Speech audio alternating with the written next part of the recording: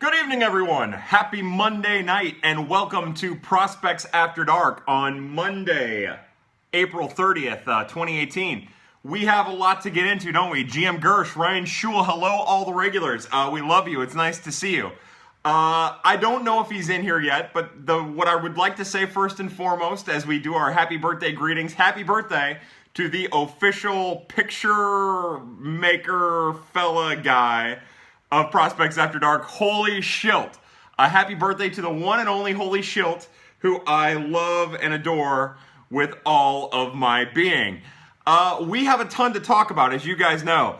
We have Austin Gomber making his Major League debut in the near future. We have a Jack Flaherty start that I thought went particularly well. Cloud Kareem says, "What up, Kyle? What up, Cloud? How are you, sir? Welcome again to our little extravaganza."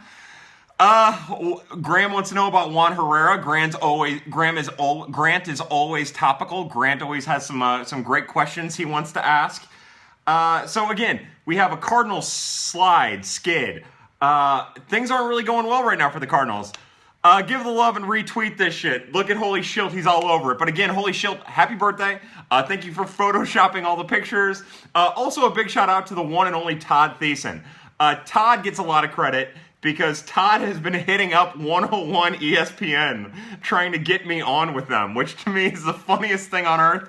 I'm more of a morning after kind of guy, but keep that up. I mean, I'm not going to tell you to keep it up. You do you. Mark Happel says, hello. Keep that up because that's hilarious to me. I would love to be on that show just because I think that I would throw them off their game because of how crazy I am. Somebody just said after Sunday night. Let's think of, Stu Styles. What's up, Stu? How are you? First off, I'm getting way ahead of myself. Let's focus on the booze. Tonight, the bourbon is Rebel Yell. It was cheap. I had a quick run that I had to make between Little League practice and this, so we're drinking Rebel Yell. The reason I went Rebel Yell is we have a cherry stout by Bell's. It's aged in whiskey barrels, so we're doubling up tonight. We're going to pour ourselves a drink in the glass here. Ooh, look at this color. Holy cow, I didn't expect that from the cherry porter. There you go. Man. Yeah. Have you had Japanese whiskey? Oh, Ben Cerruti. Yeah, so Ben, I don't remember exactly which brand it was, but I have had Japanese whiskey. I like it a lot. I'm one of the purists. I try my hardest to drink bourbon almost religiously, which if you're drinking anything religiously, you're an alcoholic, by the way. Just a little note for you. Holy Shield says breaking. Luis Robert to make his debut. That'd be incredible. So actually, Luis Robert is hurt right now. Luis Robert won't make his debut in his 2018 debut in the White Sox organization until mid-May. But I got to tell you, I would really like for them to call up Eloy Jimenez and Michael Kopech. Both of those guys could be a tremendous upgrade for the White Sox. And the fact that the Cardinals won't get to see him, the St. Louis faithful won't get to see Kopech and Eloy Jimenez, two major leaguers right now, it's heartbreaking. Where's the Bot B beanie? Ugh, it's in my room. Hold on, I'll go get it. Sit right there. God, I'm coming. Sorry. Hi, I'm Kyle. Hi, I'm Kyle. Hey, all right, there's my head. Hello, everyone. Say hello to my head. It's nice to see you. I'll put the Bot B beanie on. There we go. I'm wearing a purple shirt today. I'm going to try to wear more purple shirts for this extravaganza, this complete nonsense of a television show, or whatever the hell this is. We have Cardinals versus Memphis on right now. Memphis is winning 8-5. As Midmo Cardinal says, hello, Avocado. Hello, Midmo. It's nice to see you. What do we want to talk about? Right now I'm just rambling. I'm talking about booze. I'm talking about bourbon. Ben Cerruti had a bunch of questions about some draft-eligible prospects. Squirt Wagner says Prendergast.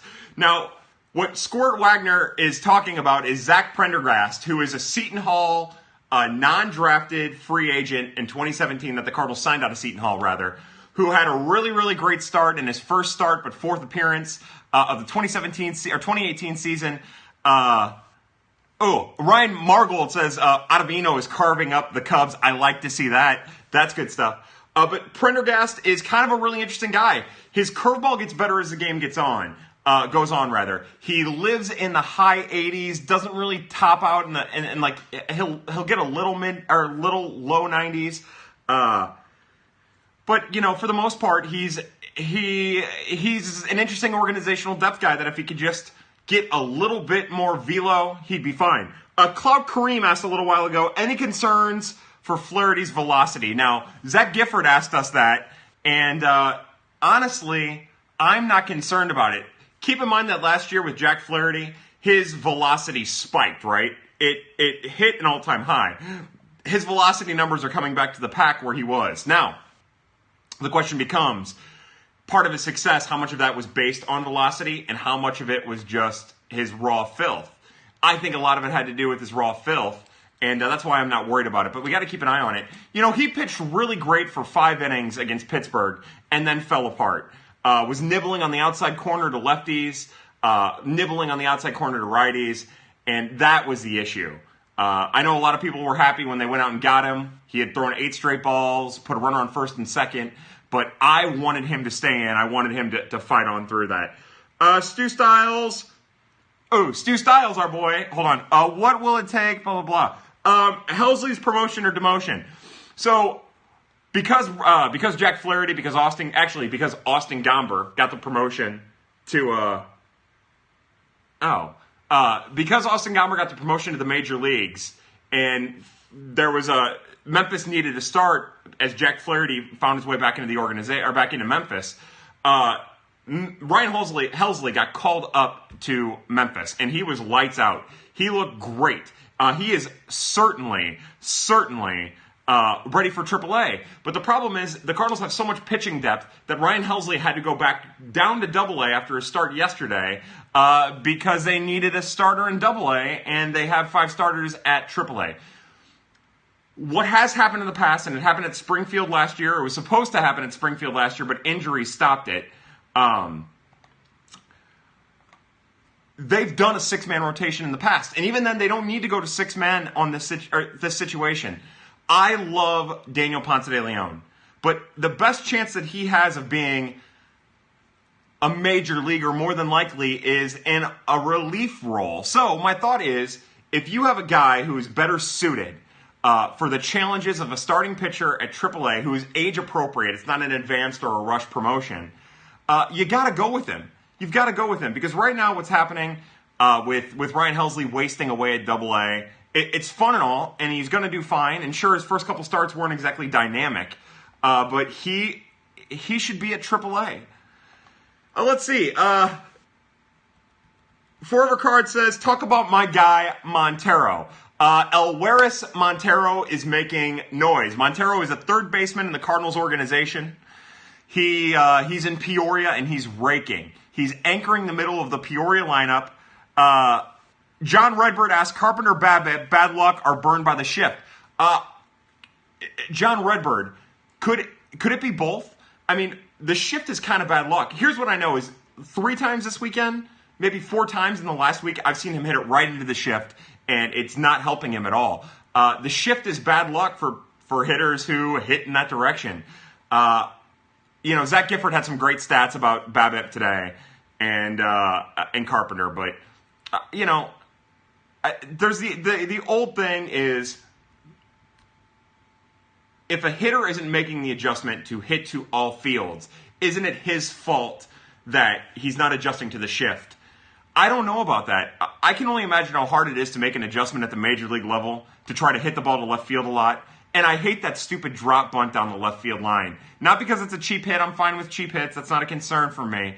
It's just that it's not in for me. Like I want to see these guys work. I want baseball like baseball was. How bad does J Mart need to be a DH? That's my hot take from the weekend. Cards Gifts and I and some other people were talking. He is. I've been saying it since the beginning of the season. He's a terrible first baseman. Your only bet with J Mart is to hide him in left field. I've said that a bunch too. He needs to hide in left field, but the Cardinals have a crowded outfield and a crowded minor league system. Carpenter needs to be a DH. Right now, Marcell Ozuna could use to be a DH. He has good range, of course. I'm impressed with Ozuna's range, but Carpenter and Ozuna have compromised arms, and it looks bad right now when they try to throw. I've rambled on long enough without sipping beer, so here you go. Man, Yeah, thanks to, getting back to Forever Cards. Sorry, as you guys know, this thing bounces around. It's a total disaster. Forever Cards, getting back to Alvarez Montero. Montero's a big bat in the middle of the Peoria lineup. He has great mechanics. He has a hard, hefty swing. He has mechanics, as I've said this in the past, that kind of look like Albert Pujols'. He's not on the caliber prospect of Albert Pujols. He's 19 years old, signed in 2014 for $300,000. Smooth swing. Now, the third base is where it gets interesting. He's a little shaky at third base. He's a little shaky at third base, but he also does some really great stuff at third base at the same time. It's like he's agile enough to make a good play, but slow on his first step. He has an average to above average arm. I really like Alvarez. And my brother texted me today and told me that Alvarez was the helium watch on the Baseball America prospect hot sheet. And I will tell you that Alvarez Montero is more than helium. As Alvarez Montero is a legitimate prospect. And, not really. Sup, not really. Alvarez Montero is a legitimate prospect. And to think of him as anything less is a disservice. My plan is, hopefully, tomorrow night I can re-rank my Dirty 30 and give you a new 30. I want to do a new 30 every month so that I can take guys like Harrison Bader out, who's not a rookie anymore, and provide you guys with more information. So that's my goal. Hopefully we'll do that. I don't know too much going on right now to commit to anything like that. I apologize. But, anything could happen. I really do love Alvarez Montero. And if you are a subscriber to MILB TV, you should definitely tune in to any Peoria game. Because Nathan Believa is a really, really, really, really good play-by-play guy, especially for a minor league game. And between Juan Yepes and Alvarez Montero, you're going to get your money's worth in Peoria. The Ryan Schul asked, Luke Weaver, reason for concern? I thought he pitched really well yesterday. It's kind of the same thing to me. So you watch Flaherty start and then you watch Luke Weaver start, and they pitched aggressive for 5 innings, and then the 6th inning they start nibbling. Steve Smith, my buddy, my old friend. He says, I love you, Kyle. Steve, not as much as I love you.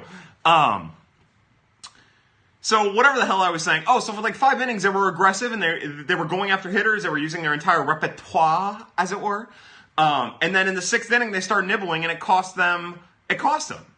And to me, that seems like an organizational philosophy. That seems like a Yachty thing. I can't really say, and we all know Yachty runs the team anyway, so it doesn't matter what I say. But I'm not concerned. I just want to see these guys stay aggressive for 6 innings. Let's see. Claude Kareem says Julio Rodriguez is raking. Yeah, Julio's been the backup catcher to Dennis Ortega, and he's hit really well. Mike O'Reilly is a potential major leaguer. What skill will get him there? What will hold him back? That's a great question from Ben Cerruti. Mike O'Reilly is a command-first pitcher. If he's a major leaguer, it'll be something along the lines of Seth Maness, Matt Bauman. I like to say Bauman. I know it's Bowman. It'll be something along those lines. Now, what'll get him there is his command and the fact that all 3 of his pitches come out from an identical spot. He throws a changeup, a slider, and a fastball. And it's from a weird angle. It's almost like a catcher. It's almost kind of like the Jason Mott, but he rears back a little bit more and throws it a little bit more from his ear. And it'll be the mix and the deception that get him there. Now, he doesn't have velocity. There is home run concern there, home run let-up concern. But, if I'm wagering, there's a 40% chance that he makes it to the majors. And we'll know more because the Texas League, technically, the way that league is built, it should hammer Mike O'Reilly. And if Mike O'Reilly goes to the Texas League and handles it, isn't letting up a lot of home runs, then he is most certainly going to skyrocket up my rankings, and he does have the potential to be a major leaguer. Squirt Warner says, Knizner news. No news other than he keeps hitting. He hit a monster home run on Friday. There was some gentleman who hit me on Twitter about that. It was a monster shot, like 406, although it was further than that. I saw him hit 4 balls through the middle this week. He's hitting entering today, he was hitting 420 or something like that. He was hitting 450 in his last 7 games. He has a short, compact stroke. He hits the ball to all fields. He'll drive that ball up the middle. He's a legitimate hitter. It's just a matter of how the power is going to manifest. And again, his catching is really, really good. It's going to be an opportunity thing moving on. GS Animus says 420 fire. That's good stuff. Oh, our boy Daniel Shoptaw asks, how's Dylan Carlson doing after his promotion? Now, I believe Dylan is hitting like 250 with a 286 on base percentage. He's not striking out a lot. From what I understand, this morning when I woke up, I reached out to a contact I made in Jupiter for Palm Beach, and I asked if there was any concern. And the word on the street is that he's hammering the ball. He's still hitting the ball hard. He's not changing his approach. They're happy with it. It's just that statistically, it's not showing up yet. The organization loves him, and you should too, because he is an incredible, incredible player. Ben Cerruti asks, what do you know about Andrew Shue? Sorry, Ben, I missed that. What is David Freese that you compared Knizner to offensive? Adam Butler, our boy from the Redbird Daily, asks, was it Knizner that I compared Freese, or Freese that I compared Knizner to? I don't know what the hell I did. So the point I was trying to make, and I don't know if Andrew Knizner will ever have like that 20, 25 home run power. He might top out at 21 season as his power continues to manifest. But remember how when David Freese was on, his swing was straight through the zone.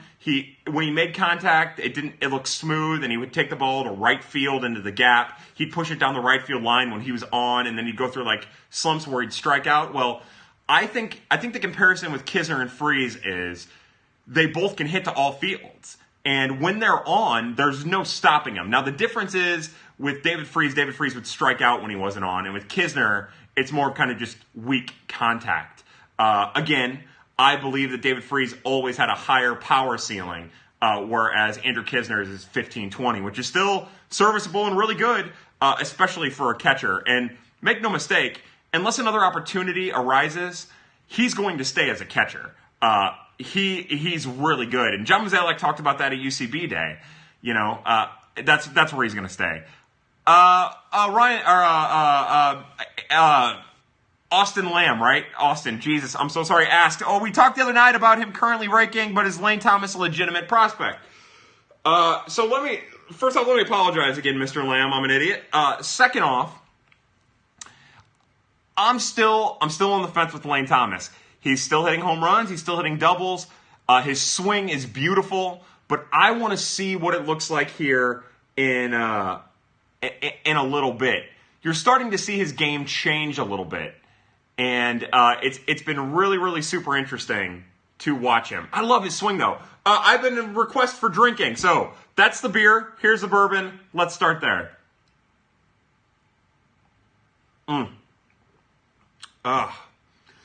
Graham asks, what is the potential of Sam Tavis?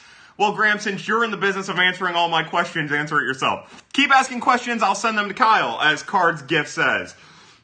How's Carson Kelly doing? Well, so here's what you're starting to see from Carson Kelly. And maybe it just so happens to coincide with him getting his degree. But he's starting to hit.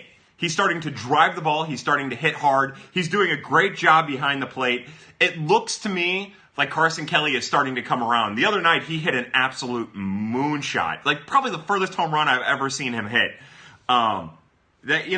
That's promising. It seemed also like at the beginning of the season down at Memphis, he was trying to push the ball to right field a lot. It seems like he's tabled that. And there's a lot of stuff up the middle and a lot of pull now. Seems like the strikeout numbers are starting to go down a little bit. I'll say this, over the last week, I've been really impressed with what I've seen out of Carson Kelly. Now, the other thing about Carson Kelly is he hasn't played as much as he did early in the year. Steve Barron has been playing a little bit more. As a matter of fact, Steve Barron caught Ryan Helsley's gem on Sunday and Austin Gomber's gem on Monday. And that's really interesting. I was really impressed defensively with Stephen Barron. He's a terrible hitter, but what's the plan with Hicks? Seems like everyone has done their homework on him now. The plan with Hicks, so Jordan's great. We all know Jordan's great. We all know his stuff is legitimate, but this is, what we might be seeing now is the effects, what we might be seeing now are the effects, again, of the league getting used to him, but it shows you that in the major leagues, if somebody's throwing 100 miles an hour, it's not enough, even with the nasty movement that Hicks has. one of the dangers in calling Jordan Hicks up early was that his changeup wasn't fully developed, that his command of his fastball, the command of his slider wasn't there. And what I think we're seeing is a young man who's being used different than how he's ever been used. And I think we're seeing him drop off just a little bit because of it. Now, that doesn't take away from the fact that Jordan Hicks is still a viable option in the bullpen. It doesn't take away from the fact that Jordan Hicks is still a man among boys. It just goes to show you again the danger of calling up a prospect who isn't fully developed. If you call up a guy who isn't fully developed, there's a better chance that he's going to have a deep valley. And if this is Jordan Hicks' deep valley, then the Cardinals are in great shape, and Jordan Hicks is in great shape. It's just right now what he could really use is command command of his breaking pitch and his sinker, and he could also really use a developed changeup. Where does Hicks go, and what is his role if he gets demoted? I would almost guarantee that if Jordan Hicks gets demoted, which I don't see happening, at least not in like the next week or so, if he struggles a little bit, but if he gets demoted, I would almost, hi Tara, by the way, if he gets demoted, he's going to get stretched back out. That's the best thing for the long-term future, his long-term future, and the best thing for the long-term future of the organization. They need to get innings on that arm so they can decide how they want to use him next year. If they send him down to the minors and they only use him out of the bullpen, they're wasting his future. They're wasting the potential of his future. So I think he stays with the big club. I think the only thing that changes that is another bad outing or two in a row where he looks overmatched or overwhelmed. You don't really have to worry about that, though, because he doesn't really get overwhelmed, right? That's kind of the thing about him. Any idea whether Alex Reyes is throwing in full effort yet? Any word on velocity? Alex Reyes is 100% throwing in full effort. The velocity, last I heard, about 2.5 weeks ago, was right around 97 at the top-out point. He will be going on a rehab assignment here in probably the next 2 weeks, I would think. 2 weeks to 10 days. And all systems are a go. All systems are a go. God, I'm such an asshole. I would imagine in 2 weeks you'll see him probably down in Palm Beach getting a first start, and everything looks ready to go. Knizner's timetable probably makes more sense for the Cardinals at this point over Kelly. So that's fun, right? The timetable question's a lot of fun because technically Andrew Knizner should be at Memphis right now, and they should be on the same level. There isn't that much of a delineation between the two. There isn't that much of a difference between Carson Kelly and Andrew Knizner. So to say a timetable, well, technically at this point, even though Knizner is one level below Carson Kelly, I would say that they're on the same timetable. If you're talking about like the timetable to replace Yadier Molina, you're talking about Ivan Herrera, who is at the short season clubs. That's the timetable we're on. We still have 2 years and 5 months of Yadier Molina after this. Neither of those guys are on the timetable. You've got to dig extra deep for that. I saw somebody say trade Kelly or trade Knizner. Somebody just said trade both. I wouldn't do that. As a matter of fact, I would hold on for dear life for Andrew Knizner. That hit tool is legitimate. And it's good hard contact most of the time. One thing Mo said during UCB weekend is that with Knizner, because his bat plays so well, there is always a chance that he could play a different position to make his major league debut if push came to shove. And what we saw down in spring training was we saw Andrew Knizner taking a lot of reps at first base. This organization views Andrew Knizner as a major leaguer in the near future. Will Reyes be in rotation or bullpen? Is he a starter? If he is a starter, who do you think is out? I don't know the second part of that question. What I will say is I absolutely want Alex Reyes as a starter. I want him to build up those innings. Got to build up those innings. But if the bullpen is struggling, which it shouldn't, because now they've invested money into it and they have Hicks in there, and it's struggling right now. But we get a day off, and I think that they just need to reset a little bit. And also, they need to use Bud Norris as the closer until he can't do it anymore, and then put Holland in or whoever. But I wouldn't use him in the bullpen. You've got enough money, you have enough arms invested into that section. Write him out, let him be a starter, and even if he has to stay at Memphis for a little bit, because he's going to have control issues. There will be control issues. So you had him before Tommy John. Tommy John isn't going to make those control issues go away magically. If you have to keep him down there till August, and you keep him down there till August, but get those innings built up. Whatever happened to that Rosenthal dude? That's a great question, Jordan. There was that rumor that he signed with the team, and then his agent completely blew that up, and that was a lot of fun to watch. My guess is he's throwing a little bit, probably on flat ground and getting loose, but a year, 10 months away from making a major league impact. Somebody asked, how is Tuivailala doing? Tui was hitting 93 in his rehab outing the other night. He was fine. He looked like Tui, He looked like the slow-throwing version of Sam Tuivailala. It didn't look impressive. It wasn't like Kevin Segras when Kevin Segras went down, and it wasn't like Kevin Segras last year when Kevin Segras went down and then all of a sudden his velo kicked up. This is something different. Seriously, do we look at Rosenthal as an option if he looks right next year? I would. Why not? Can we trade DeYoung to the Dodgers? Sure, why not? Tui be gone. I think you're right. We'll see what happens. Tui can't live at 93, can he? No, Ben, I don't believe so. His sweeping curve and his slider just aren't there for it. Maybe he gets lucky for a little bit and buys the Cardinals time to make some decisions, but I have my doubts about Sam Tuivailala. I'm pulling for him, though. I love the transition he's made from, being a shortstop in the organization to making major league appearances. The Cardinals have a lot of relief pitching options. That is absolutely for sure. Sheriff and Cecil close to being back a week or so. Ryan Sheriff looked great the other day in his rehab. That might have been last night or the night before. Brett Cecil is still a little ways away. When Mozeliak was talking about it over the weekend during one of the games, he made it sound like they're almost going to give Brett Cecil another minor league rehab before, like a full rehab, almost like a spring training, before he gets brought back up to the majors. I think they're going to take it as easy with Brett Cecil as possible.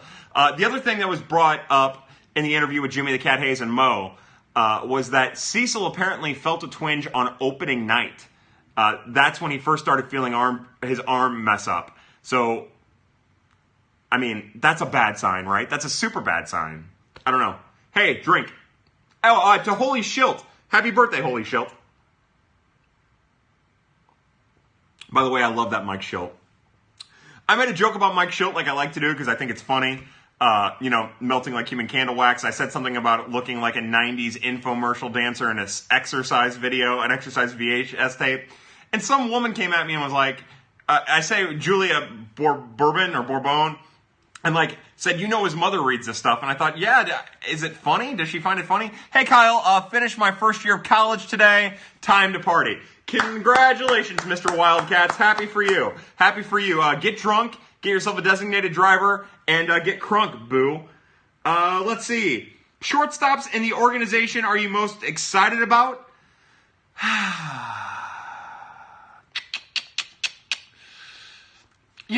So here's the thing. The easy, obvious answer is Delvin Perez. But what we've decided to do is we're going to ignore Delvin Perez's existence until he makes his 2018 debut, and we're going to look at it as if it's his first game in the organization. I love Tommy Edman. I think Tommy Edman is kind of like a complete package. I love the way he takes in a bat at the top of the lineup. It's awesome to see him performing at Springfield because he struggled so mightily there yet. I'll tell you what, from a defensive standpoint, Edwin Figueroa for that Peoria team is as smooth of a defender as you're going to find. Tommy Edman is a kick below. They don't really have a whole lot of prospects. I guess if you want to, Jairo Munoz is still a prospect. I'm excited to see him. I got to tell you, that dude takes bad at bats in Memphis. Jairo's got to get his head together because right now it looks bad.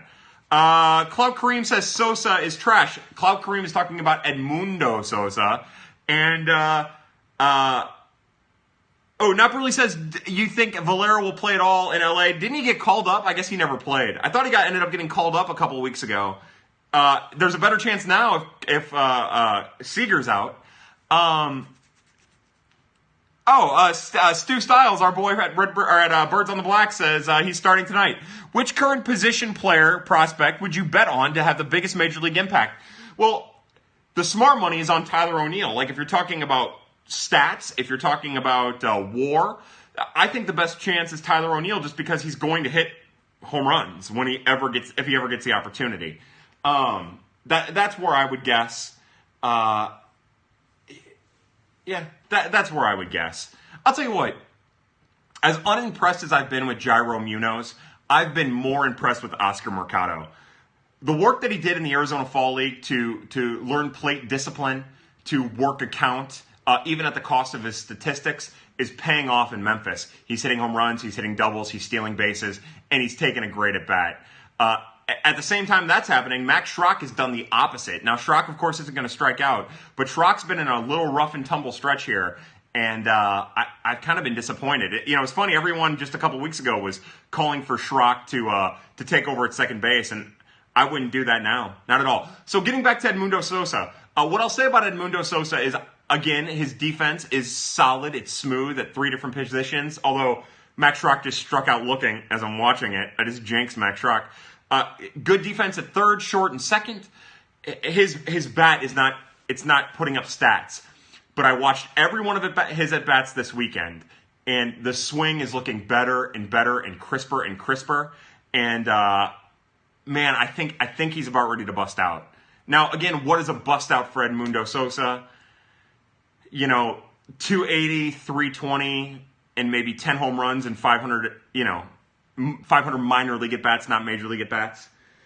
Our boy Tom McCoy says, how has Tyler done since being sent down? He's playing tonight. He's actually batting right now. In his first 2 at-bats, he saw 3 pitches, didn't do much with them. I want to say this is his first game. I could be wrong. Arosa Reina news. Randy's doing Randy things. He's getting on base at about a 350 clip. He's getting hits at about a 270 clip, but there just isn't much slug in there right now. You know what he looks like to me? He looks to me like a player who's falling off a little bit because he's overworked. Randy could use 3 days off, just like they did at Springfield last year to get him hitting again, just like they did at Palm Beach, and just like they did in the Mexican League this winter. That's what Randy looks like to me. It looks like that's what Randy needs. Man, getting tough. Is Bryce Denton performing well, Graham asks.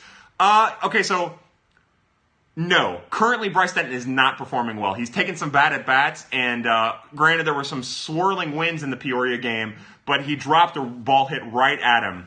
Tyler O'Neill just struck out. A ball that was hit right at him, and that is a concern. You can't have that. That's terrible. Squirt Warner says Trosclair news. Now, Trosclair is doing that thing where he's walking a ton and not making a lot of contact because he's walking so much. I think his batting average is 240, but his on-base percentage is right around 400. He has 3 home runs, which is really interesting. That means, sure, his average is down. He's taking walks, and he's hitting home runs. 3 home runs in Palm Beach is pretty good. 20 games into the season. Who is pitching against Memphis? I don't know who that is, to be honest with you. I had Little League, and then I came straight here, and I tried to chow down a bunch of food and take a shower and make some drinks. So I don't really know. Again, we're getting a little ahead of ourselves. Somebody mentioned that the bourbon looks like piss. You sip Chris, I drink piss. If you know what that's from, congratulations to you guys. Again, that's Rebel Yell. It's just whatever. It's nothing spectacular. Ben Cerruti says, fair enough. Ben, I don't know what we're fair enough to. Tom McCoy says, who's big for you lately? Who's big for you, fella? Yeah, Squirt Warner says, drip, drip, drip. There you go. A little Chappelle Show reference. I watched all 3 of his Netflix specials this week in transit. That guy's fantastic. LeBron James, King James asks Bubba Starling. I don't think Bubba Starling still exists. Am I wrong? I thought Bubba Starling was dead.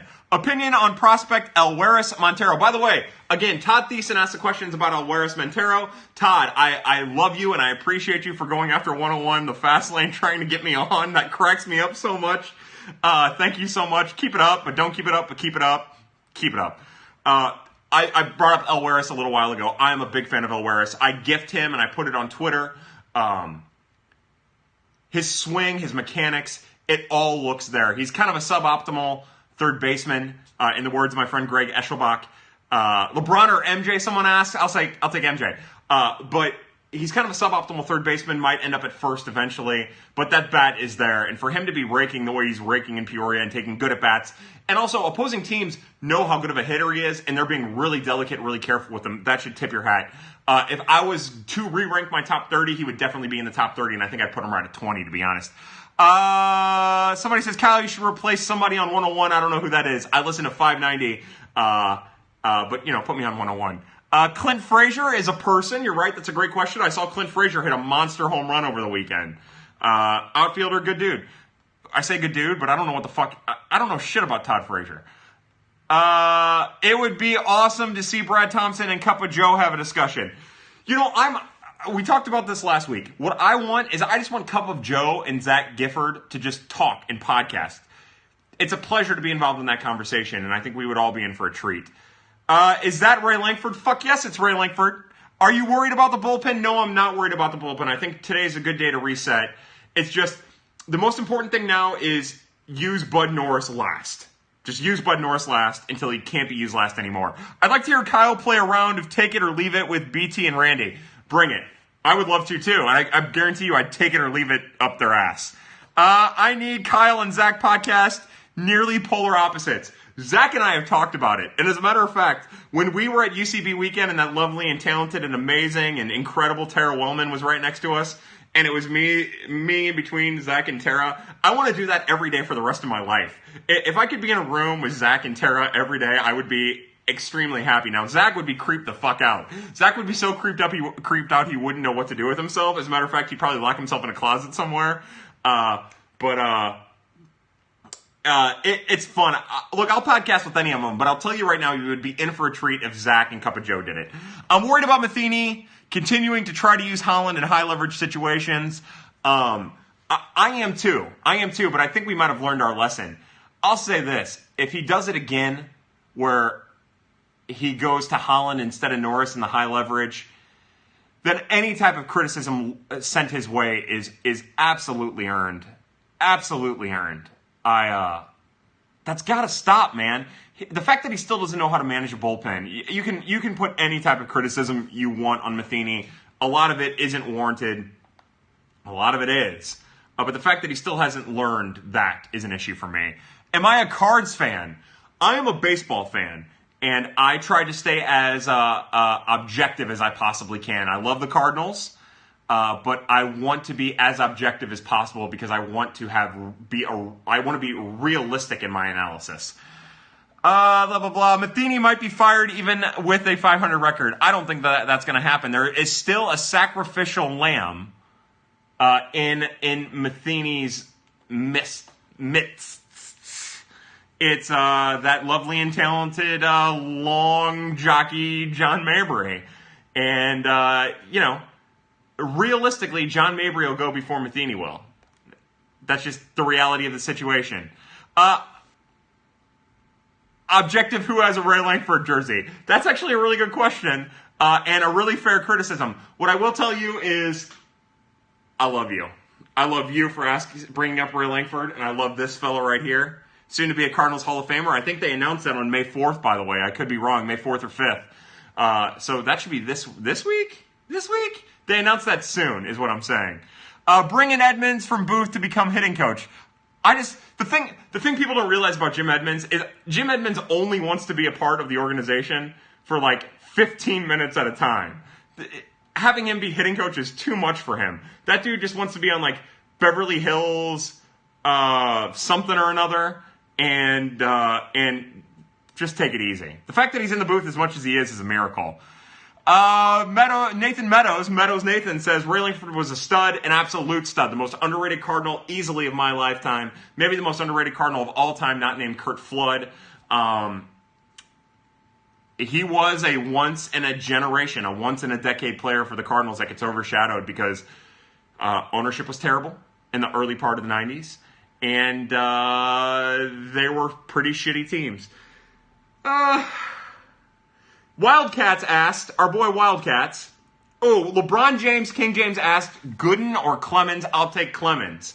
I'll tell you what, There's a GIF that floats around about the Dwight Gooden and his breaking pitch, and it was incredible.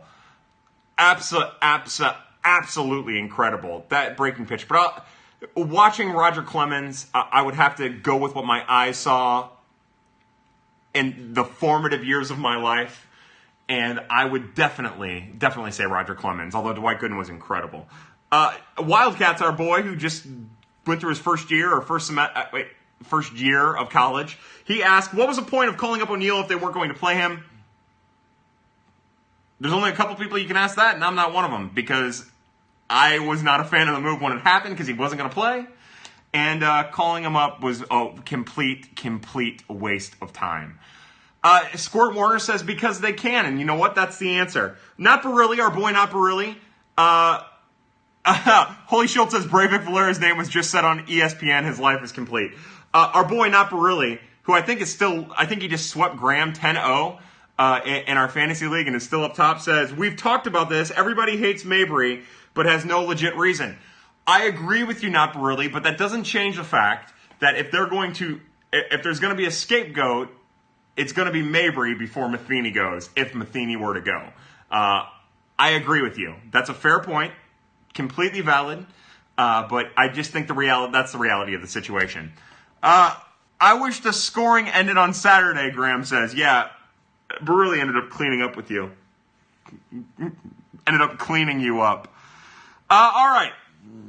You're nuts if you don't love Ray Langford. Yeah, I agree. Who are you? Auberon Quinblog. Oh, Auberon, yeah. Hey, welcome to our little thing here, brother. Welcome to our little thing. Thanks for joining. Yeah, no, you're fucking out of your goddamn mind. Or damn mind, if you're one of those fellas. Yeah, C70, retweeting my weird-ass face. Yeah, you're out of your damn mind if you don't think that this guy was one of the greatest Cardinals of all time. And he's going to be in the Cardinal Hall of Fame, and we're all going to rejoice and, do our thing. Whatever that is. How will they handle Austin Gomber? My guess, honestly, is it'll be the pitching version. It'll be the pitching version of what we saw out of Tyler O'Neill, where they'll hesitate to use him, which is a damn shame because Austin Gomber's legit. He's a man, and he's a major leaguer, and he deserves to stay in the major leagues, and he deserves to prove that he can do it. Blah, blah, blah, blah, blah. To Lauren Porter, who I don't think is on here anymore, he says he enjoyed what he caught of our little chat, and that I seem like a cool dude. Thank you very much, Lauren. He got screwed because his whole career was with Ozzie, McGuire, Albert. Now, he got screwed, too, because there were a lot of shitty teams. He wasn't good with the media, and also used the media to get a new contract, which is a great story. You think Matheny is at all a good thing to keep around? I think people over-criticize Mike Matheny, but I think he also brings on a lot of the criticism. Laugh my ass off, I'm dead. Blah, blah, blah. And here's my thought about Mike Matheny is I think that when you see a guy day in and day out,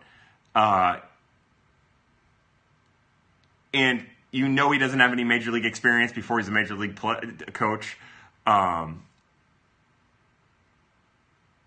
it's easy to be critical of him. Now, the issue is his bullpen management deserves all of the criticism that it gets.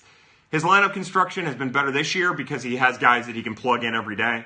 And it just goes to show you that with the right talent, it can help save a manager. But the problem is that for as long as he's been a manager, he's been terrible at managing the bullpen. And that hasn't changed, and it hasn't shown signs of getting better. So be as critical of that as you want. I would just ask that, always try to be smart of your criticism. The double switching thing is fucking stupid to me, too. Has Gomber had a start since he struck out like 13 people? A la Moses says. Allah, it's nice to see you. Thanks again for joining our little program. It was 16 on Monday, and he has not pitched since then. He was supposed to pitch over the weekend, but they scratched him to make him a Cardinal. He hasn't pitched, and hopefully he gets the call to the lefty in the next couple days. I would love to see him pitch to Jose Abreu. That's my hope. I want to see what that looks like because I think Austin Gomber's at the point now, especially after that last start, where he trusts his stuff. Feels like folks are wasting away. Shameless plug. I don't know what that is. Sorry, C70. Reason Matheny isn't getting fired is because Mo's afraid to admit he was wrong with this decision. you might be right, but what we'll say about Mo being wrong about the decision to hire Matheny is still one of the most winning managers over a 7-year time span in all of baseball. That's not the wrong decision. If the team would have been bad, he took them to a World Series. He played in NLCSs. That's actually a really good hire, regardless of who it is. So I don't view it as Mo not being willing to say, he was wrong. It's just, I think that they're trying to be as loyal as possible and not be prisoners of the moment. That's one thing Mo talks about a lot. Mo picked a guy that they could keep under their thumb. That was part of the narrative when it happened. That might be true. Holy Shield says he inherited a good team. I would say you're right, but still, a good manager, a decent manager at least. What I'm saying is it's not always a team, right? And he did inherit a good team. There was a lot of moving parts. It's still not easy to go to a World Series. And think about the turnover from 2011 to 2013. There was some pretty solid turnover in those 2 years. He had Pete Kozma as his shortstop. Think about that. It is absolutely true that he inherited good teams, but he still got them there 2 years later. And then the year after, he still got them to an NLCS. Do you use Just for Men on your beard? No, I don't. It's beautiful, though, isn't it? That's one of my guys from my fantasy league. Let's see. If only someone would talk about Sam Tavis. I'll wait for someone else to ask that question. As a matter of fact, I think Squirts Warner asked about Sam Tavis a little while ago. Sam has struggled a little bit. What I'll say about Sam Tavis is the lovely and talented Rob Raines for STL Sports Page wrote an amazing article today about Sam Tavis that I think everyone should read. Track it down. I think I retweeted it. It'll be in the lovely and talented Alex Christopoulos 10-5, a new thing he's doing for Birds on the Black that you're going to want to check out, where he kind of does a roundup of some of the great stuff that he's read, that we've read. But anyways, read that. It's about the Tavis brothers in Springfield. It's a great read. He struggled a little bit coming out of the gate. It seems like he's not getting the fastball in enough on right-handed hitters. And it seems like to me he's telegraphing his breaking pitch. Now again, I haven't got to watch him the way that I had hoped to watch him. So take that for what it is. But the little bit I've seen of him, he's really struggling to get the ball in on righties. Probably not throwing his changeup in enough as well. It seems like changeup out, fastball mid-in, mixing in the breaking pitch. I want to see Sam Tavis use a breaking pitch more. I want to see him get that fastball buried in deep, and I want to see him use the changeup in. I think that all three of those things would be a big for him. I think all three of those things would be really big for him. Again, so we're drinking tonight. What we're drinking is we're drinking booze. It is a whiskey barrel aged. I don't even know where the stupid camera is on this thing. From Bell's. It's a cherry stout aged in whiskey barrels. Somebody says sub Jason. Sub Jason, we're gonna drink to you. Ooh, GM Gersh says Springfield ended the game on a 4-6-3-1-5 triple play. I didn't know that. I didn't see it. That Little League Baseball took me. Why didn't the Cardinals sign Corey Dickerson? What is Corey Dickerson doing? Somebody put up Corey Dickerson's stats because I don't have the slightest idea. To answer your question, though, why don't you sign Corey Dickerson? Because you have two guys who can only play first base that are probably DHs. And you have an outfield full of guys. That's why you don't sign Corey Dickerson, because you don't have a spot for him. You don't have a spot for the outfielders you have. You don't have a spot for the first baseman you have. Jed Jerko isn't playing, although he should be playing every day. It's just, you don't sign him because in this roster, in this 25-man, in this 40-man, he doesn't have a spot. Is the triple play the most exciting play in baseball? To me, throwing a guy out from the outfield at home plate is the most exciting play. Triple play, be damned. Home run, be damned. Inside the park, be damned. The play at the plate is the most exciting play when they're close. Somebody says the 325 average for Corey Dickerson. Again, why didn't they sign it? The answer to the question, and he's playing well, I'd like to see that. But the question is, why didn't they sign him? And it's because, what do you do with him? Jose Martinez should be in left field, but you can't because you've got three outfielders. You could make an argument that Harrison Bader should be a starting outfielder, but you can't. You should make an argument that Matt Carpenter can only play first base. That's why. Let's see. Hey, Cubs won 5 in a row, Ashley says. Hi, Ashley. Welcome to our shindig. The suicide squeeze is the most exciting play. That's a great Cards gifts, I like that, but you don't see Suicide Squeeze, and maybe the rarity of them make them more exciting, but I don't know. You just don't know if they're going to die or not. Yeah, you don't know if they're, oh God, I'm not going to make a suicide joke. Nolan Arenado throwing out guys is a ridiculous fashion is the best plays. I agree. I love Nolan Arenado. Back in the day when Manny Machado used to be a third baseman, that was exciting, but now he's a terrible shortstop. So, heartbreaking times there. I remember when I loved that Manny Machado at third base. Sometimes I guess you just gotta. Oh wait, hold on. Cards Gifts, who posted this at the wrong spot, I think. Yep. Cards Gifts, you're putting the questions in the group queue, not my queue anymore. Why didn't the Cardinals sign Corey Dickerson when we got to that? I've never had a Bills beer I didn't like. John Redbird says, I agree. I love the Bills Porter, all of the Bills. I'm a dark beer drinker, and also I drink bourbon. Why was Herrera released, Kyle? Looks like Squirt Warner's asking questions for Graham. Or Ankiel gunning down runners at third. Ankiel gunning it, just Ankiel throwing the ball. The only thing more exciting than Nolan Arenado on a daily basis was whatever you were going to see out of Rick Ankiel out in the outfield. Cards Gifts is drunkish, as demonstrated by the fact that he is posting the questions in our Birds on the Black group chat. How about this? To Cards Gifts. Also to the lovely and talented Dan Buffa, who just did a little retweet. I love Dan Buffa. He's a really sweet guy. If you're in the St. Louis area, try to Uber with him. And he does some sports and some think pieces for KSDK. But where Dan's butter is bread is in his movie reviews. His movie review of Avengers: Infinity War I thought was really fantastic. Echoed some of my sentiments. I've seen it twice already. And that's Dan's an incredible guy. So to Dan and to all of you.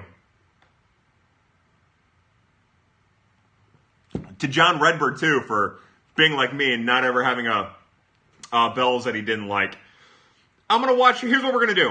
We're going to turn the Birmingham game on and watch Eloy Jimenez hit dongs, bro. KC Royals or Iowa Cubs? KC Royals. The Iowa Cubs are terrible. Let's see. Will you please say, I haven't picked up the Duke yet? I haven't picked up the Duke yet. Is that good? Was that close? Did I do it? Yeah, say whatever. I'll say shit. I got nothing else to do. Jake Westbrook has more MLB home runs than Magneuris Sierra. Who has more at-bats? I want to know at-bats per home run, holy shield. That's what really matters. I would imagine that Jake Westbrook has like twice or three times as many at-bats as Magneuris Sierra. Ben Cerruti asks Peoria Chiefs or Iowa Cubs. Man, if I could have Jake Walsh, if it was a 3-game set and I could do Walsh and Prendergast,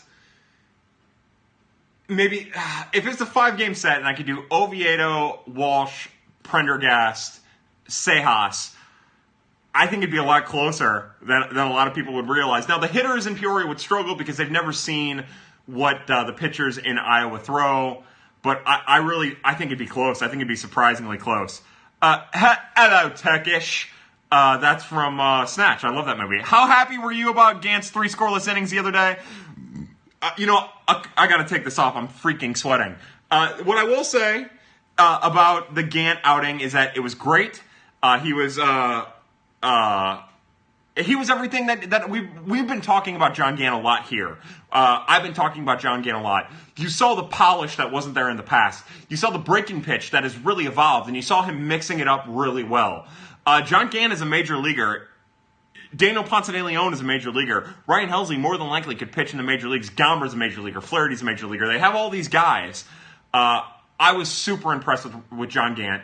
It was a heroic move to pitch once and then get sent down. We saw Mike Mayers do it. We've seen Brebbia do it. It's becoming a thing now. I really like John Gant. And I hope that whether it be with the Cardinals or with another organization, he gets a chance to pitch because I think right now he's ready for it and he would do really well with it. Username White Sox fans cheering for Cards in the 4 games to help with the Cubs issue. I don't know what that is.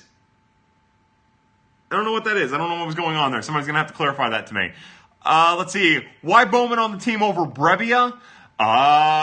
So this is, to me, is one of those classic cases of tenure and maybe the manager trusting one man over the other. That's what I think. I think we're getting to the point, and you have to understand, I love Matt Bowman. I think he gets a little bit of a bad rap. As Zach wrote about a long time ago, I do have injury concerns with him. But I like Matt Bowman. That being said, I think we're getting to the point with Matt Bowman where the general manager and the president of baseball operations is going to have to take the toy away from Mr. Matheny for a while. Stu Stiles says, Bowman is Matheny's son anyways. Let's see. It is at Chair says it's a long summer. That's a great point. And I'll tell you one thing that I really like. I like the fact that the relievers are getting subbed in and out. I like that relievers are kind of getting rest. Although, like I've mentioned before, even tonight, I do have my issue with the fact that we're still going Bud Norris. We're not going Bud Norris over Greg Holland, but hopefully that changes in this coming week. What I want to see is I want to see the starters get a little bit of a break. You know, they skipped one away, no starts, and they kept everybody on regular rest. Well, to me, I'd start Austin Gomber. I would have started Flaherty to give everyone else another day's rest. I hate the way that I hate that the fact that starting pitchers aren't getting their days off like the rest of, like an extra day off like the rest of the roster. If you're going to call Flaherty up, use him so you can get some people rest. If you're going to call Gomber up, use him so you can get people rest. Let's see. Somebody says, how about them Dolphins? I don't know who the Dolphins drafted, and fuck the Dolphins, because who the fuck are the Dolphins? But go Marlins! Somebody says, who cares? Let's not talk about the Dolphins. Unless you want to talk about the Dolphins, then let's talk about the Dolphins. They're good on special teams. They have to watch the Red Dog. Do you prefer the 10-day DL over the 15-day DL? I prefer the 10-day DL for an organization that knows how to use the 10-day DL. I think that there's a benefit to a 15-day DL for evening the competitive nature of baseball standpoint. But I do like the 10-day because I think you can get pitchers in and out. I just think it needs to be used properly. The Dodgers do it better than anyone. Now they're kind of screwed because everyone on their roster is hurt. But they do it better than anyone, and I think the team should manipulate it, personally. Naparelli says it's all about the special teams. Get in your 3-point stance, Red Dog. If Matt Bowman threw 100 pitches, how many hit the stupid art project in center field in Miami? It depends on which team. If he's playing the Miami Marlins, maybe 1. If he's playing any team other than the Miami Marlins, probably 10. Somebody says F the Doyers. I don't have any hard feelings towards the Dodgers, man. I appreciate a good historic organization. Is that in Bowman's first, second, or third game of back-to-back-to-backs? That's a great question, Ben Cerruti.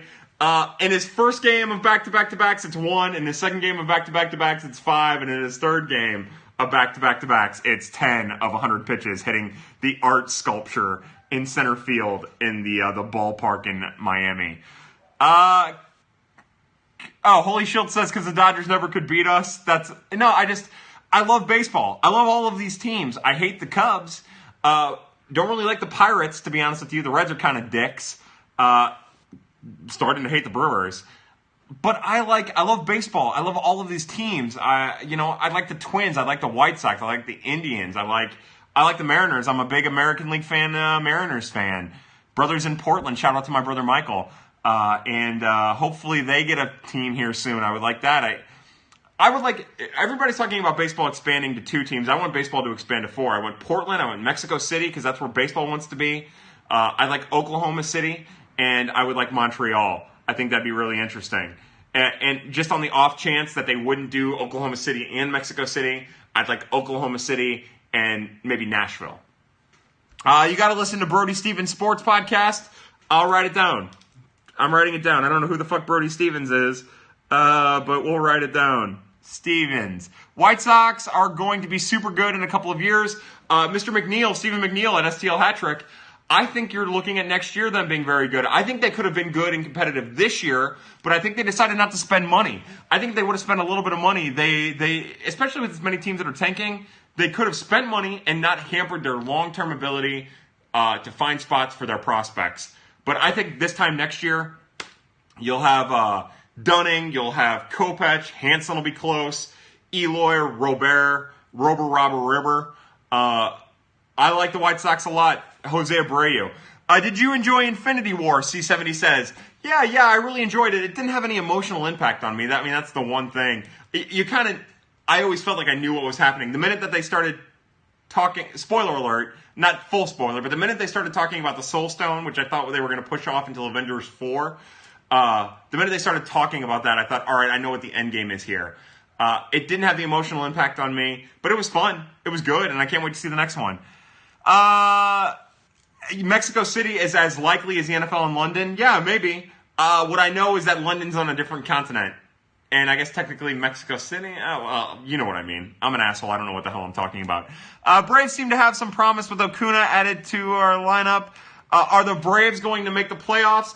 I'd like to see the Braves make the playoffs. I like the Braves a lot. I would think that the Braves are still a couple years out from that. But I guess anything could happen.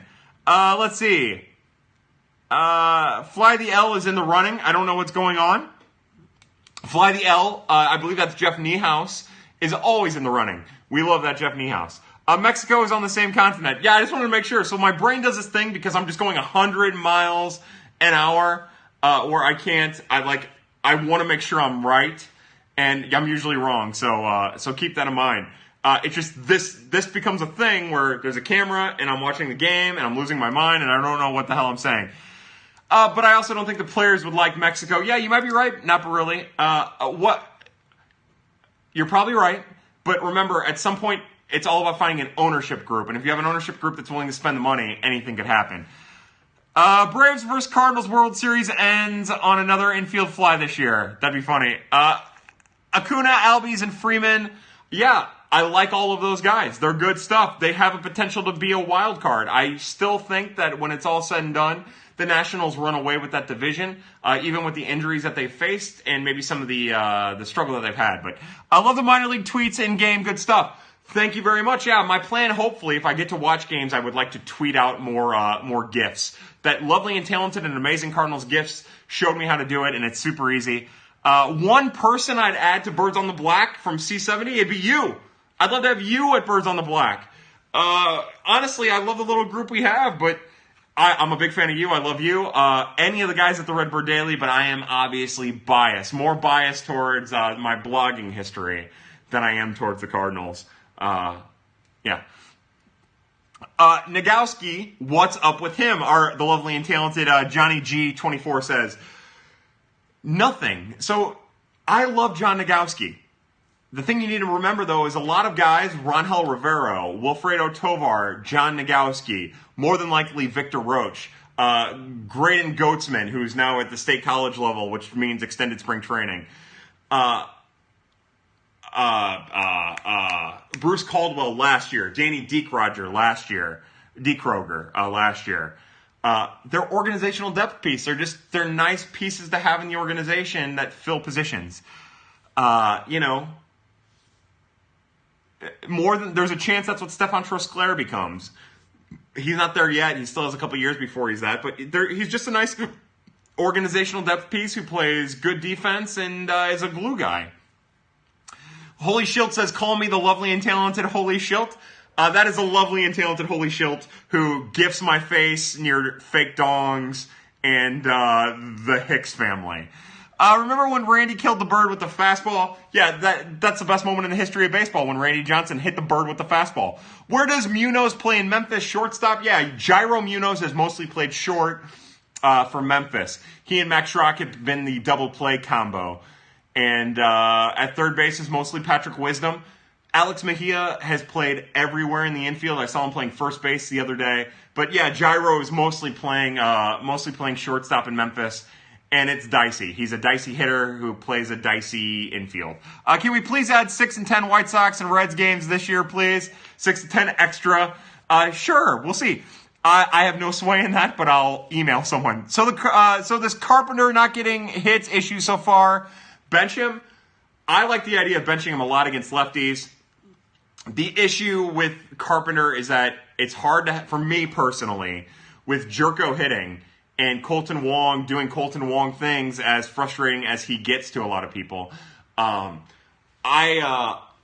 can't have a defensive alignment with both Carpenter and Jose Martinez. It's tough. Will Wisdom ever get the call? Johnny G24, more than likely not. You're making the season something to look forward to. Hey, thank you. That's the nicest thing anyone's ever said to me. Where will Harper go next year? I have no idea. Ben Cerruti saying 2 2/3 innings pitched, 8 Ks, 1 walk. I don't know who that is, Ben. You're going to have to put that back up. Whoever said that nice thing about me a little while ago, I really appreciate that. Is Lane Thomas legit? We get a lot of... Chair said it. Thank you so much. Let's see. Is Lane Thomas legit? I want to see him for another month. I like what I've seen out of him, but he's starting to get frustrated with the strike zone at Springfield, and he isn't handling it particularly well. I'm anxious to see where that goes. Carp is hurt. They can say he's not, but I agree. I think Carp, look, as someone who's had back surgery and shoulder surgery, I can tell you that they are no picnic. I had back surgery 7 years ago, and it still plagues me. I had shoulder surgery 16 years ago.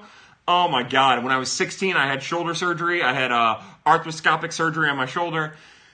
I'm 31. I'll be 32 soon, and they still play with me. They still nag. They still hurt. He's hurt. I agree. Do the Cardinals need a new hitting coach? Again, I think the whole hitting coach thing is overrated. But if it's going to juice up the clubhouse, something might need to happen. I think you need a Xanax. Yeah, Peter Ashley, more than likely. I could use a handful of them. I want to chew them like gummy bears. Why did you have back surgery? Because I herniated a disc in my back, and it cracked off and lodged itself into a nerve, and it almost killed the nerve. So they had to take the little disc out, push it in, and then cut a little niche in my spine for the nerve to sit. Shane Bieber doesn't walk anyone. Think that translates to major league talent. So that Shane Bieber is really, really starting to make a name for himself. Seems like he's becoming a high-flying prospect almost on like the borderline of the top 100.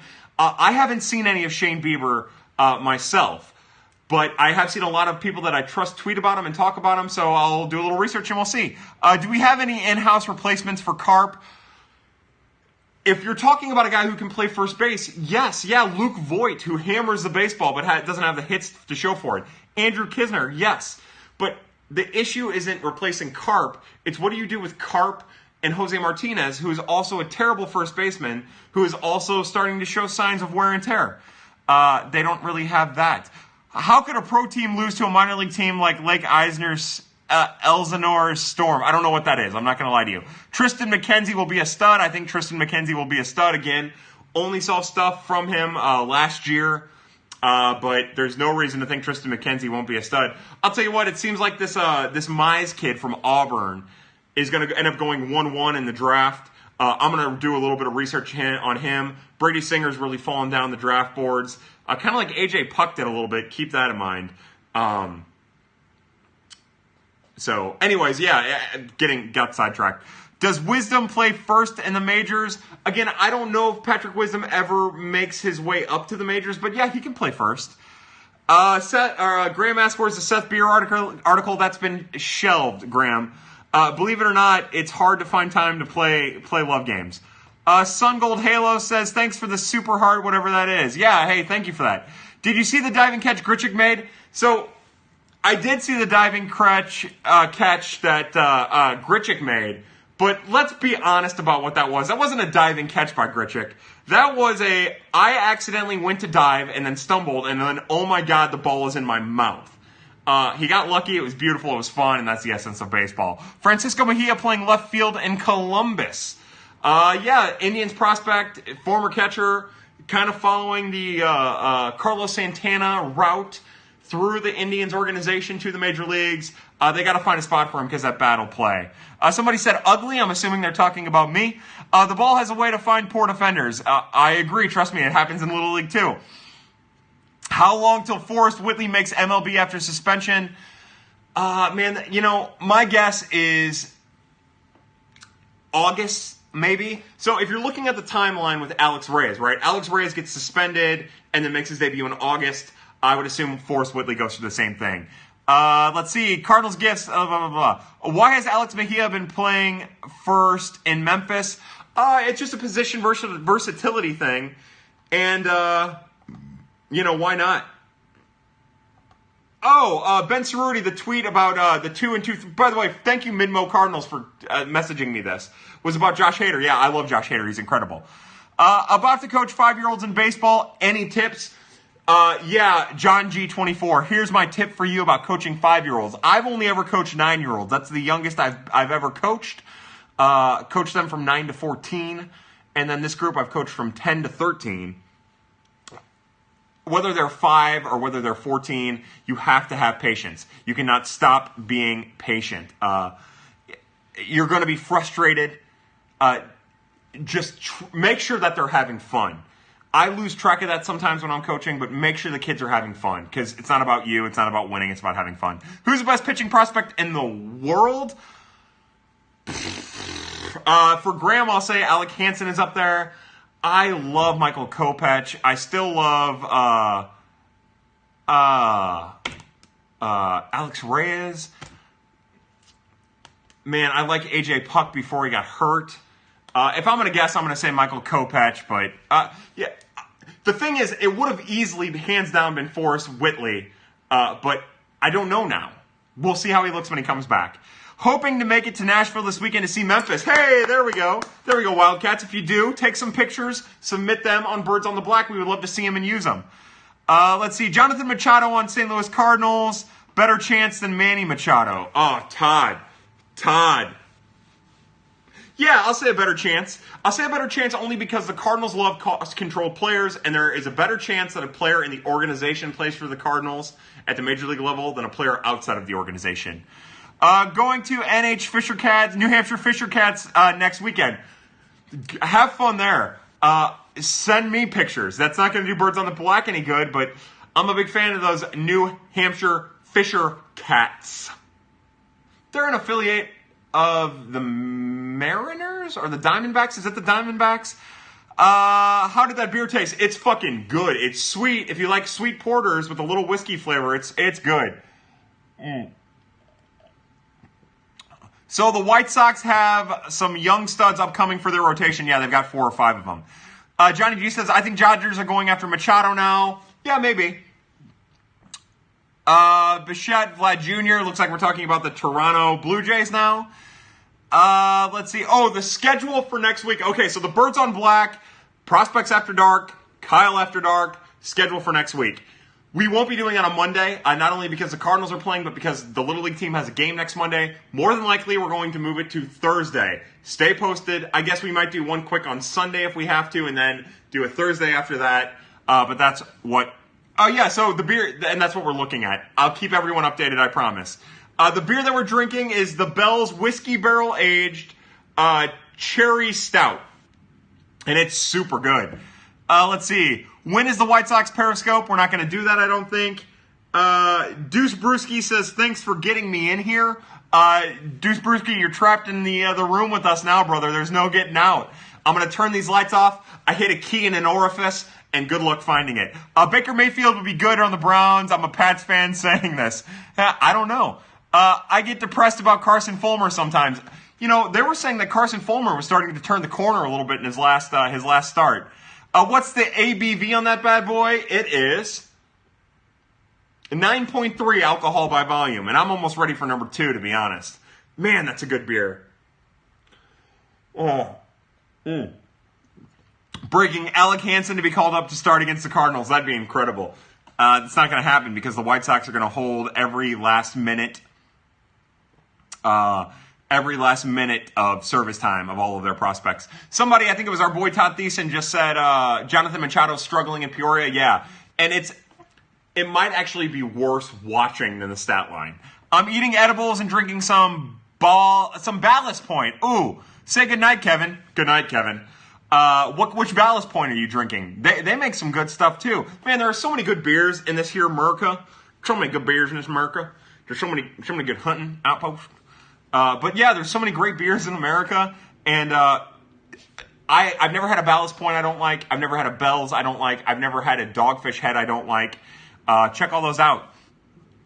Oh, the grapefruit sculpin, which is a fish, I believe, not the grapefruit part. That's really good. I've had that before. Thick Squad says Clint Frazier. He's an outfielder in the Yankees organization. I heard he hit a big home run. Johnny G's drinking Buffalo Trace. I'm drinking Rebel Yell too. God, I'm a fucking booze hound. Yeah, and I heard he hit a monster home run this weekend, but I don't know where it went after that. Are you coming up for any STLKC games?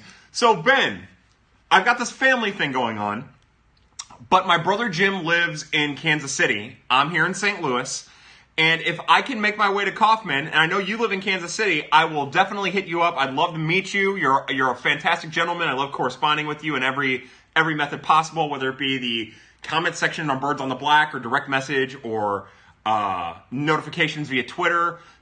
Feel free to always hit me up. But if I do, I'll DM you and we'll meet for a beer or whatever it is that you enjoy, and we'll watch some Cards Royals. Right now, nothing's planned, but hopefully in the future.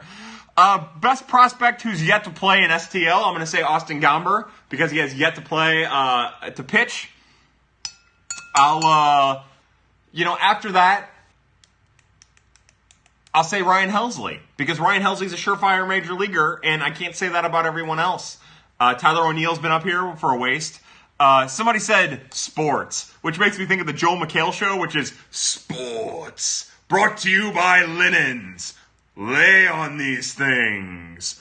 Jorts is another thing that you wear from the waist down. Now I'm just, so there's plenty of dudes in AAA. Randy Rosarena, Jag, Oscar Mercado, all those guys. I think Ryan Helsley is at AA, and if you were to call him up to the bullpen right now, he'd be fine. I want him to be a starting pitcher, but if you were to call him up to the bullpen now, he'd be fine. Top 5 sleeper Cardinals prospects right now. Brady Whalen, my last chance to call Elweris Montero before he blows up. I'll say Juan Yepes, that'll get me blowing up a little bit. Zach Prendergast and Jake Walsh. Just the first 5 names that come off my head. Lane Thomas is kind of there too. But those are the first 5 names that come off the top of my head. There's a lot of guys. I'm a big fan. Again, keep an eye on Zach Prendergast. Keep an eye on Jake Walsh pitching in Peoria. I like them a lot. Michael Riley's still kind of a sleeper, although his name is a little bit more familiar to your everyday Cardinal fan. Elweris Montero, Juan Yepes. The Cardinals have a lot of sleeper prospects. If there's one thing the Cardinals do better than any other organization, it's create sleeper prospects that actually do well on a long timeline. Let's see. Our pen is burnt, 40 man is spent. How do you freshen this pen? DeGarg, our boy, DeGarg, thank you for joining us. Keep in mind that the day off freshens the pen. What they need tomorrow is they need a 7-inning start. The starting pitchers need to go deeper. They need to at least get through 6 innings. Our boy Corey Rudd, Cruddy in Winghaven on Twitter, he likes to bring up the quality start thing. A quality start is important. Now, the stat might be bullshit, the 3 earned runs, the 6, but a quality start, as many quality starts as possible are a good thing. Cardinals don't get many of those. Deuce Brewski asks, trade fam while stock is high, we are not playing the dude when he's out from under cost control.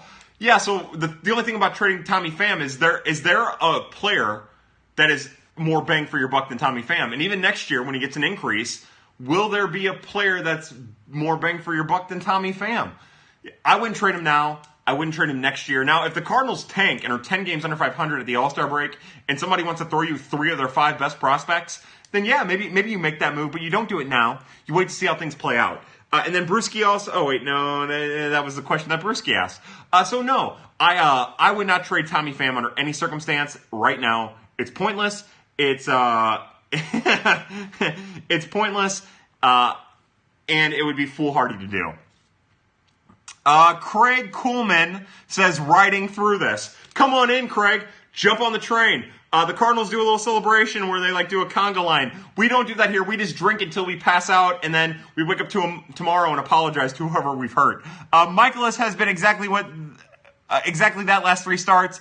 Yeah, and that's great, but the Cardinals need more of it than just from Miles Michaelis. It needs to be between Waka, Weaver, and whoever, Waka Weaver Wayno, Waka Weaver Flaherty, Waka Weaver Gomber. Probably won't be Gomber.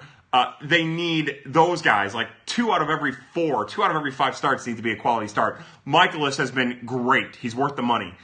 Seamart is Seamart. It's just they need the other 3 guys to step up in the starting rotation. And when that happens, if it happens, then we'll start to see the bullpen get back to normal. But right now, every game, the bullpen's going out there for 3 1/3 inning, 3 2/3 innings, 3 innings. That doesn't do them any good. It's hard to get footing there. You know, eventually you have to go to Matt Bowman, and everyone's going to blow you up for it, but you got to go to him. Who's going to get hurt first, Waka or Waino? If I'm hedging, I'll say Waka because I think Waka's more likely to get DL'd, where Waino would just get hurt and play. If I didn't draft Weaver for my fantasy team, I'm sure he'd be doing good. It's all your fault. What team we're talking about? We're talking about the Cardinals. Bring your Cardinals questions. You can talk about whatever you want. What's the word on Old Man Rivers returning from the DL? What did they say? They said early next week, I think. More likely, Knizner, Kelly get traded or position change. I think it's more than likely that Andrew Knizner goes through a position change than either of them get traded. Best booger day? Any day you can stick a finger up your nose is the best booger day. Did I miss something? Did I miss something with that booger day? And I'll tell you what, I start talking about boogers, and in the corner here, I didn't even know that these hearts existed. But yeah, people love boogers. What's your favorite brand of pen? What can I say? I like a good Bic. Hold on. I got pens. So, I'll say this. You get these Bic, these fellas right here, and they're solid stuff. But if you're going to go for a pen, you go with the Pilot G2 gels. I love these pens. I love them. Let's see. The finger up the nose episode. That might be good. We are at the point now where we have to start deciding what the finger up the nose episode is. And my clock disappeared. I don't have any idea how long I've been on this. I don't have any idea how long. Somebody said, hi, Kyle. Hello. Apparently the ABV wasn't quite high enough. So, Ben, you're right. The ABV wasn't high enough. I'm drinking bourbon and beer, and it's not doing it tonight. I'm all fired up. I don't know what's going on. G2S's are the best. Yeah, so the thing about these pens, right, is that they're relatively affordable for the quality. I've been on for about 85 minutes. Holy cow. Johnny G saying, still waiting for the Southern Comfort episode. I don't know if I have it in me. DeGarg says, love me some After Dark. Thank you, DeGarg. We appreciate it. Naparelli says, these pens, the Pilots, are the most reliable thing ever. Yeah, sure. I agree. I love them. Cher says, you're awesome. I'm actually kind of an asshole and pretty much a mess of a human being, but I appreciate it. Hat tip. By the way, again, for those of you who are new to our little program, this is what the top of my head looks like. Once you stop vomiting in your trough, come on back and ask me questions. It bad. I used to have hair. I used to have a lot of hair, and then I had a little hair, and now I have no hair. And that's how America works. Stu Styles puts up the sick face. Who is the Cardinals' current G2? So what is the best pen was a question, and I said the G2. So who is, the avocado has fuzz, you're right. It's time to shave this thing back off. Who would be the Cardinals' version of the best pen? Carlos Martinez. Who's the most reliable? Who's the guy you can go to every day? It's either Tommy. So the thing about the G2s now, hold on a second. I'm going to take that C-Mart thing back. The thing about the G2s, right? They write smooth. They silky, bro. The G2 silky, bro. But so Tommy Pham is the G2 of baseball. You're upside down avocado head asshole. That's right. I am an upside down avocado headed asshole. You're right. To you, Minmo cards. Naparelli answers that question with Weaver. Somebody says Molina. Since you are what you eat, do you love avocados? I do love a good avocado. I like eating it from the top side down. Take pictures of woman, go turlet. Jeagleton24 says, or J Eagleton24 says Molina is the best. Molina, it seems like it gets better and better every day. He was in a bit of a slump this weekend. Keep an eye on that. The Cardinals didn't bust out last year until Yadier Molina started hitting. And then this year, it seems like when he's hitting, they're winning. Might be something to that. Who's the Cardinals version of Four Loko? Total wild card, easy answer. Harrison Bader. Harrison Bader is Four Loko in a human being form. He's wild, he's wiry, he's meant for a frat party, he dives around like a dickhead. You wake up the next morning and you just feel sore. Do you listen to TMA on the job site during the mornings, or do you listen to PLTD? I listen to TMA. I only get about a half an hour to listen to TMA the morning after. I listen to it from probably 7:15 to 8:40, or 7:15 to 7:45, close to 8 if I can milk it.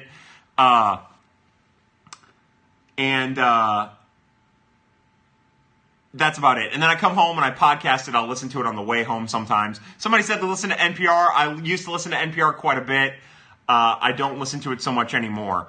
I just want news. I just want news. That's all I've got. Craig Coleman says work. Yeah, own it. Own it. Own it. Own it. Sorry, I'll break out in Drake lyrics randomly. I'll break out in random lyrics randomly. Give me a song and I'll sing it. Give me words and I'll say it. I'm the Ron Burgundy of assholes. Matheny makes me want to black out on Four Loko.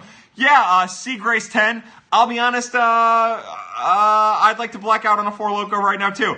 Todd Thiessen asked best place for Jordan Hicks. I would like him down starting. For me personally, I would like him starting in the minor leagues, maybe at Memphis, maybe at Springfield. Best thing for him is probably to be starting at Memphis or Springfield so we can work on command and developing that changeup. But for his pocketbook and for his family, I want him at the major league level. I'm conflicted. Also, I like to make little caveats to dumb things I say.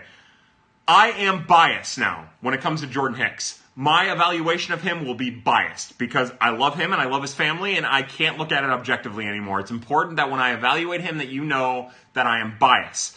Ryan Helsley, I'm a little biased towards. Arozarena, I'm a little biased, and Andrew Knizner. Those are my four bias guys. If you hear me talking about them and I'm raving and ranting, it's probably a little skewed towards the heavy favorite side as opposed to the negative side. Keep that in mind when you're listening and reading and hearing me, because it's important to keep that in mind. Everyone else I still feel like I'm being objective about. With those people I am being subjective about, and it's only fair to the reader that I present it as such. So yeah, that's that. Multipass. Craig Coleman, I don't know if you're watching the same thing that I'm presenting. I don't know what a multipass is. I'm going to look it up. Is it something that's going to shut my computer down? MOOLTIPASSE. I don't know what multipass is. Let's see. By the way, Graham, I'm not going to talk about Juan Herrera. Get over yourself. No, this is bad. I want out. Somebody says, go Indians. Yeah, go Indians. I like the Indians. I don't like the Indians as much as I like the Chicago White Sox, but I definitely like the Indians. I like a lot of the American League Central teams. I'm a Central honk. I like a lot of the American League West teams, too. Do you think Ponce could help the Cardinals' pen today? Worth it to get Helsley in Memphis? Yes. So that's another thing. We talked about it about an hour and a half earlier because I've been on this thing for 100 hours now. But I do think Daniel Ponce de Leon could help the Major League roster. It's just that the problem with Daniel Ponce de Leon now is that how do you get him on the 40-man? Evan Mendoza update. Oh, our boy Evan. Again, go to Birds on the Black. Check out my interview with Evan. The baseline is simple with Evan Mendoza. Evan is hitting. He hits for a lot of singles. Doesn't hit for a lot of power yet. Again, he's in a pitcher-friendly environment in the Florida State League. But he's not striking out. He's not walking quite enough yet. But he's a solid player who you want to keep an eye on. What I'll say is for someone who is in his first turn at in the minor leagues, to watch him do well enough to hold his own at Palm Beach is impressive. And I'll be honest, I think he can handle Springfield. Let's see. Deuce Brusky says, when Reyes is ready, do you bypass Gomber and Jack? I think you wait and see what Reyes looks like before you answer that question internally. I think you take a step back and you say, is he hitting his spots? Is he commanding all four of his pitches? And if the answer is yes, then yeah, you jump Flaherty, you jump Gomber. But keep in mind, he is a pitcher that struggled with control before Tommy John, and Tommy John is more than likely going to take some control away from him. So just keep that in mind. Yes, I would. But ultimately, I would like a rotation that has Michaelis, Seamart, Weaver, Reyes, and Flaherty, and I think you'd be fine with Gomber as the backup. Fly the L, our boy Fly the L says, MFK, Tyler O'Neill, Rocky Balboa, and RoboCop. This is a great question. To Jeff Niehaus for this. Kyle honestly want to know why he was released. If we have any current or pending logjam in AAA. Do we have any current or pending logjams in AAA? Yes, absolutely. The Cardinals have an outfield logjam, they have an infield logjam, and they have a starting pitching logjam in AAA that is preventing guys in AA from making the leap where they should be. Also at the catcher position. FMK, Tyler O'Neill, Rocky Balboa, or RoboCop. Now, my concern with RoboCop is there's a lot of metal, not a lot of person. I'm a romantic. I like physical contact. I don't know if the penetration is there with RoboCop. So I would say I would marry Rocky Balboa because he just scream your name like randomly, and I think that that's cool. And then I would have to fuck Tyler O'Neill. Drunk Mode is a party safety and friend locator app that stops people from drunk dialing. Yeah, how do you hold on? How do you block that guy? Can I block that guy? Holy crap, you're still going. Yeah, Ryan, this is bad. FMK, Sotaguchi, Ray King, and Sidney Ponson. Sotaguchi is the ultimate wife, right? And then Ray King you bang, so Sidney Ponson to the thing there. I'm a romantic. I like physical contact. That's a Borat line. If you read it, I like physical contact. Yeah, I'm romantic. I also have sexy modes. Rako El Bajai. Baja, right? Am I wrong about that? Says, I've been on this live stream before. Well, welcome. But don't plug your app because no one's going to use that. I like drunk dialing. Drunk dialing is part of the fun about getting drunk. You're fine. Just stick on here and ask us questions. Other than your app, what do you want to talk about? And you know what? We gave you a plug anyway, so good for you. Let's talk about some stuff. Craig is definitely drunk. Yeah, I would hope so. I hope you're all drunk. Everyone should be drinking. Baya, what are you drinking? Rocco Baya. Ryan Schultz says, hey, buddy. Okay, so here's what we're going to do. I have this much of the Bell's Cherry Porter, and I have this much of the Rebel Yell, and we're just going to do some of that. That's where we're at right now. Put that over there. What else? Okay, so we're in lightning round mode. This is how much we have left. I've been going for an hour and like 36 minutes. FMK, Hicks, Helsley, and Gomber. I marry all of them, and we live a polygamous life in Utah. Good Lord, LOL. Juan Herrera and Sam Tavis. Yes, you know how to type, Graham. Congratulations. Maybe they'll test you on that when you graduate grade school. Oh my God, I cannot believe you just combined those drinks. It's really good. 95% sure Jose Martinez bangs my ex, no joke. No kidding, Stu Styles. Stu, we're going to need you to send pictures of your ex to me via direct message, and I'll do some investigating work. Actually, I'll probably just... Wu-Tang Clan ain't nothing to fuck with. Wu-Tang Clan ain't... You know what I mean? The last 5 minutes are about to be the best. That's right, good life, Sean. This is where shit gets super weird. I swear, laugh my ass off. Show a noose only. Show my anus? Show my anus. I'll show my anus. That's how we'll end this thing. I'll say, if you're watching this, you're part of the resistance, and I'll drink a beer with my anus.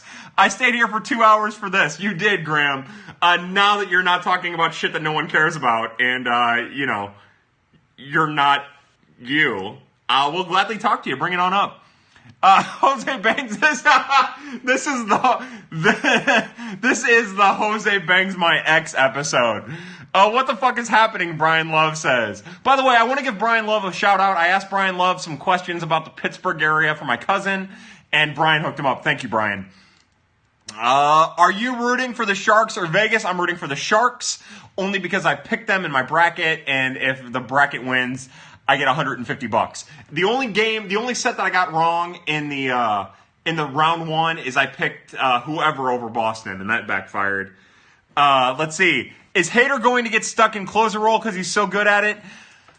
Probably, more than likely. It's a shame, right? And that goes to show you the shitty situation that the Brewers pitching is in, because Josh Hader should be in their starting rotation. But yet there he is, wasting away in the bullpen. And there is a lesson to learn there with Helsley and Gomber and Flaherty and Hicks. Don't let him waste away in the bullpen. The true value is his starting pitching. Ryan Schul says your app doesn't work. Your app does work. Kyle, my photoshopping career just got revived with your one bad mistake. Bring it on, holy shilt. I love it. Did I miss it? Hold on. Did I put a pen in my mouth? A lot of times I'll put a pen in my mouth and it's like a dick. You Henri. Fuck yeah, I'm Henri. That's what we do here. We talk shit and we get Henri and we have a great communication set with some goofy people. Look, I don't take myself too seriously. You shouldn't either. We've got enough people in this world who take themselves too seriously about stupid things. Just have fun. Life's too short. Let's see. Excited for everyone. You know. What's all good, but only 5 can be in that's all good, but only 5 can be in the rotation. Yeah, but you know what? What has more value at the minor league level in a trade? Someone in a starting rotation or somebody in a bullpen? I know this. It's not easy to trade minor league guys in the bullpen. Those guys build value. You just have to have a general manager with the cojones to make the move. Where can I get some merch? That's a great question. The lovely and talented Cardinals Gifts is working on our merchandising as we speak. Somebody asked a Jennifer Lawrence question. Bring that thing back. Yes, I've seen the pictures. Hader should get a shot at being one of the best starters in the game right now. I agree. Somebody says, you rock, dude. I appreciate that. There's a conversation going on between Rakul Baya and Ryan Schul that seems super intense. I think Ryan Schul just bought Baya's stock. Would you like to meet Jennifer Lawrence? I would. I live at 5079 Waterman, apartment 309, St. Louis, Missouri 63108. Bring her on over and tell her I love her. Are you guys making bobbleheads of all the B.O.B. riders? That'd be great, Styles. Will Mo trade any minor arms this deadline? No. Love you, Gifts and Kyle. Ryan Schul, we love you more. This guy can predict the future. That is a true thing. I predict the future. Why can I predict the future? Because I'm from the future. I come and I'm just searching for a woman named Sarah Connor to impregnate and then die saving her and my unborn child. Let's see. Cards Gift says we have no money, Stu. That's why there aren't going to be bobbleheads. If you want a bobblehead of me, all you have to do is watch this program every time it's on. Again, it'll probably be switching to Sunday or Thursdays after tonight while the Cardinals play on Monday nights, and then on Monday nights when the Cardinals aren't on. But that's it. So again, to everyone, I've been on here long enough. I talked more than I could ever want to talk. God, I'm such an asshole. But to all of you, as we finish off our combination of Rebel Yell, is everyone's head shaped like avocados in the future? No, Tom McCoy, they are not. Although the next segment we're going to do, other than FMK, is scenes from the future, and I'll tell you what it looks like in the future. You ask me questions. I like that a lot. But again, so here's where we're at. I'm finishing up the Bell's Cherry Stout that I mix with the Rebel Yell. To everyone who does this every week, to you guys, it's a damn pleasure. Thank you so much for doing it. All right. First and foremost, if you watch this, you are part of the resistance. Keep it peeled to Birds on the Black. The shorts from Alex. The incredible About Last Nights by Tara Wellman. Zach is working on some monster stuff. SEL Cup of Joe has got an interview lined up and his traditional, great, amazing stuff. I don't have enough time to write, so I'm just going to freeload and hope that no one notices. Cards Gifts and Nick doing their thing. Cards. I don't even know if he's a human being. I don't know if he's real. I'm almost convinced now that he was a computer program. We've got nothing but great things planned for you. And I'm going to re-rank my top 30, the Dirty 30. Hopefully by the end of the week, we'll have a new Dirty 30 for you with a little quick write-up on what each player is doing. So for everybody for Birds on the Black, everybody in the Reese household, from my dad to my brothers to my mother, I love each and every one of you. I enjoy doing this every Monday night. You guys are better than I could ever imagine being.